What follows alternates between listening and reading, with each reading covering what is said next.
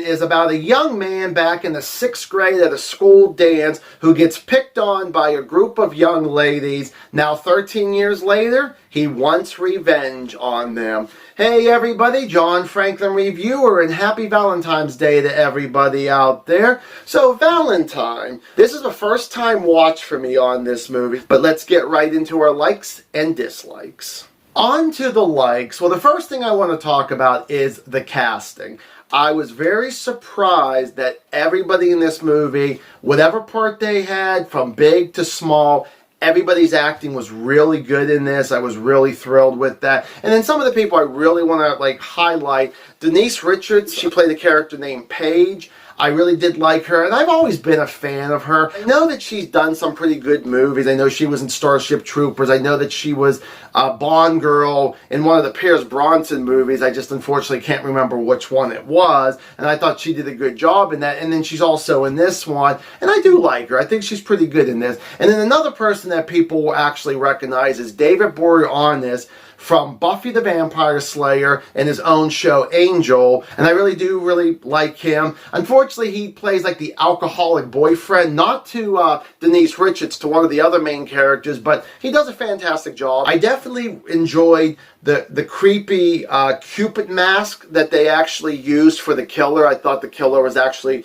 pretty cool. And another thing I have to throw out about the killer, okay, with Cupid, it's always the thing with a bow and arrow. Well, in this one, the killer actually does use more than just that. So I kind of think about a little bit of Jason a little bit, because Jason didn't always use the machete. He used all different equipment to kill you, which I thought was kind of cool. The creepy cards, I gotta be honest, whenever someone actually receives one of these creepy cards, sometimes it goes one way or the other, where they just get a creepy card and then they're going to die almost right away. Or some of them end up actually living, like maybe the killer doesn't even show up for whatever reason. Like I know there was one where this person ended up receiving candy, and there was something interesting in those candies. And then the final thing, and I thought this was very interesting, but I'm going to give a little spoiler before I even mention it, is they never actually explain it, like why. But the thing was that every time the killer would kill someone, he would have a bloody nose, and the blood would come out from the mask, you know, where the nose was. I wish they would have explained more about that. So I don't know if it was supposed to be kind of like one of those, oh, bleeding hurt for you, but I'm killing you anyways. I'm not really too sure. And now on to the dislikes. Well, the first thing I want to talk about are the kills in this movie. Weak as hell. You barely get any blood in this movie here. I mean, when you do, it's okay. Okay, when it comes to a horror movie, that's one of the biggest things that horror fans want, is it going to be very gory and is it going to be satisfying?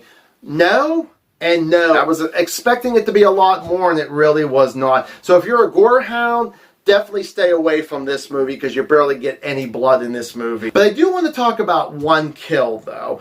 And it's actually, someone gets killed in the daytime. You bring the monster out at night. You don't bring the monster out in the daytime, mask or no mask. It's not scary when someone dies in the daytime than they would at night. I wasn't thrilled with that one bit there too. Now the story, definitely not a fan of the story. The actors did really good for what the director told them to do, what the script told them what to do. But I really was bored, especially with the second half, where you're supposed to be revving up of figuring out who the killer could be. And unfortunately, it was just one of those things where it just kind of, the second half just goes, for me, and I wasn't thrilled with it. So I felt like there could have been a little bit more rewrites of that second half to really make it a lot better. Don't make it boring as it was for me. It's just like, okay, you're unfolding the story, but nothing's really going on that you really care about. And thinking about the killer, I actually figured out the killer as soon as he first appears, and I'm like, I'll bet you it's going to be him. And I'm like, oh, yep, it was. I have to admit that they do try to trick you here and there with some red herrings, but unfortunately, I actually figured it out almost right away. And then the final dislike is actually the revenge story. I know this is that cliche, oh, okay, I was picked on in middle school, now I want to get my revenge when I become an adult and kill all these people. Okay, if it was a better story, I would have enjoyed it. I don't really care for it that much, and I don't know if I'd ever really watch it again. Now, my rating for this is going to be 2 out of 4 stars. Now, Valentine, have you seen this movie? If you have, did you like it? Did you not like it? Do you agree or disagree with me? Give me a comment down below. Thank you so much for watching. Please like, please subscribe, and stay awesome.